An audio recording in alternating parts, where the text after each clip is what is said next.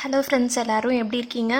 இன்றைக்கி வந்துட்டு ஒரு ஸ்வீட் ரெசிபி பார்க்க போகிறோம். ரொம்ப சிம்பிளாக ஈஸியாக பண்ணிடலாம். காஜு கட்லி ரெசிபி தான். அதுக்கு ஃபஸ்ட்டு ஒரு கப்பில் வந்துட்டு முந்திரி பருப்பு இதை வந்து நல்லா பவுட்ரு பண்ணி எடுத்துக்கோங்க. வந்துட்டு அந்த முந்திரி பருப்பு வந்து பவுட்ரு பண்ணி வச்சாச்சு. நெக்ஸ்ட்டு சுகர் சிரப் பண்ண ஆரம்பிச்சிடலாம். ஒரு கப் முந்திரி பருப்பு எடுத்தோம்ல, அதுக்கு வந்து அரை கப் சர்க்கரை போட்டுட்டு அதுக்கு 1/4 கப் தண்ணி. இது வந்து கரைஞ்சி 1 ஸ்ட்ரிங் கன்சிஸ்டன்சி பதத்துக்கு வரணும். அது வந்த பிறகு நான் எப்படின்னு காமிக்கிறேன். இதிலே வந்து ஏலக்காய் தூள் சேர்த்துடலாம், ஒரு பிஞ்ச் அளவுக்கு.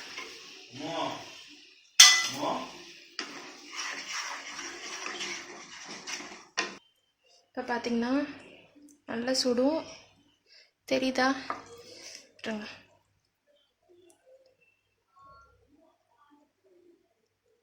கன்சிஸ்டன்சி வந்துருச்சு. ஒரு ஸ்ட்ரிங் வரணும் இந்த மாதிரி. இப்படி வந்த பிறகு இதை கொட்டிடலாம்.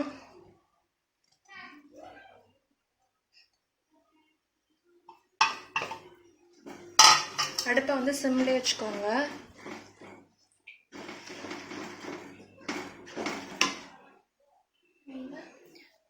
ஒரு 2 டீஸ்பூன் அளவுக்கு பால் சேர்த்துக்கலாம்.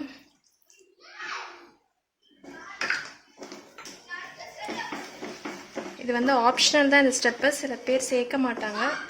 ஸோ இது ஆப்ஷனல் தான் கம்ப்ளீட்லி.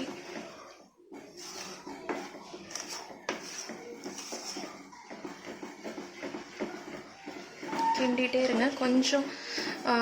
கொஞ்சம் இறுகின பிறகு 1 டீஸ்பூன் கிட்ட நெய் சேர்த்துக்கலாம்.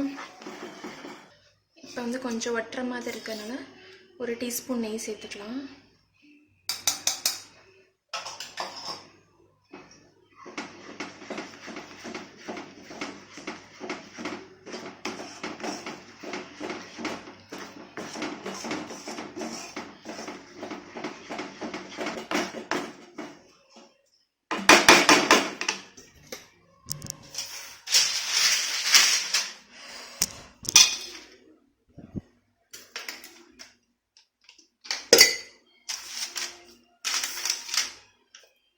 இந்த ட்ரேயில் கொட்டிடலாம்.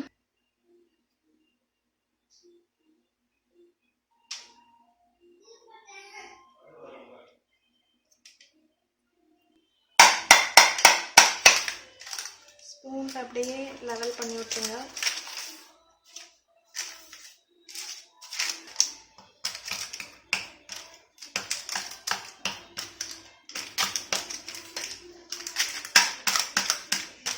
இது வந்து நீட்டாக நல்லா வருது இந்த மாதிரி பண்ணுறதுல. இதில் இங்கே நெய் அப்ளை பண்ணிவிட்டு ஃப்ளாட்டன் பண்ணால் ஈஸியாக வருது.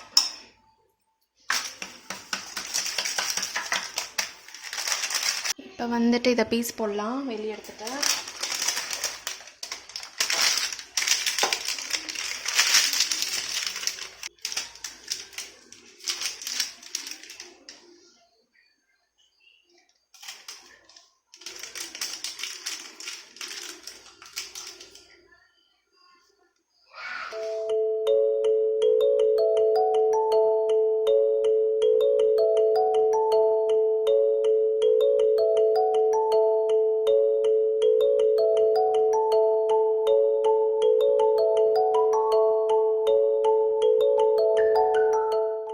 ஒன்று கட் பண்ணுறப்ப பொறுமையாக ஆற விட்டு கட் பண்ணுங்கள். நான் கொஞ்சம் சீக்கிரம் கட் பண்ணதுனால கொஞ்சம் சாஃப்டாக இருந்துச்சு. அதனால் கட் பண்ணுறதுக்கு ஒழுங்கான ஷேப்ஸ்க்கு வர்றது கஷ்டமாக இருந்துச்சு. அந்த மிஸ்டேக் நான் பண்ணிட்டேன். ஸோ பொறுமையாக 1/2 hour to 1 hour விட்டு கட் பண்ணுங்கள். அப்போ உங்களுக்கு ஹார்ட் ஆகிடும், கட் பண்ணுறதுக்கும் ஈஸியாக இருக்கும்.